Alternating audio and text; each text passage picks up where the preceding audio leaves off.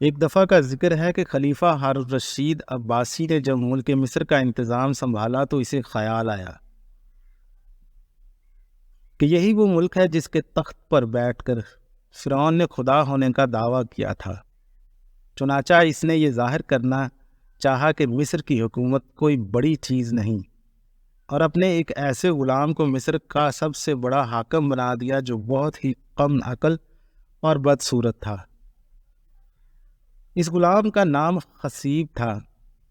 وہ کیسا کم عقل اور جاہل تھا، اس کا اندازہ اس بات سے ہو سکتا ہے کہ ایک بار جب مصر کے کسانوں نے اس کے دربار میں حاضر ہو کر فریاد کی کہ دریائے نیل میں سیلاب آ جانے کی وجہ سے ان کی کپاس کے سارے کھیت برباد ہو گئے ہیں، تو اس نے کہا کہ تم لوگوں کو چاہیے تھا کہ روئی کے پودوں کی جگہ اپنے کھیتوں میں اون بوتے۔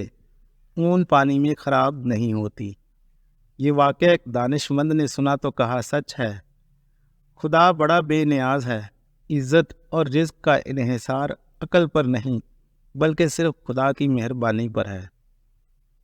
حضرت شیخ سعدی رحمۃ اللہ علیہ نے اس حقائق میں دو بہت ہی اہم باتیں بیان کی ہیں۔ ایک تو یہ کہ صاحب فہم لوگوں کے لیے دنیاوی مال و دولت اور تاج و تخت بہت ہی معمولی چیز ہے۔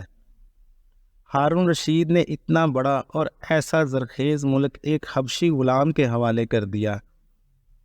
دوسرا یہ کہ دنیاوی عزت اور مال انسان کی اپنی کوششوں سے حاصل نہیں ہوتا، اگرچہ معلوم ایسا ہی ہوتا ہے، لیکن اگر کوئی فی الواقع ایسا ہی ہوتا تو نادان تو سب بھوکے مر جاتے۔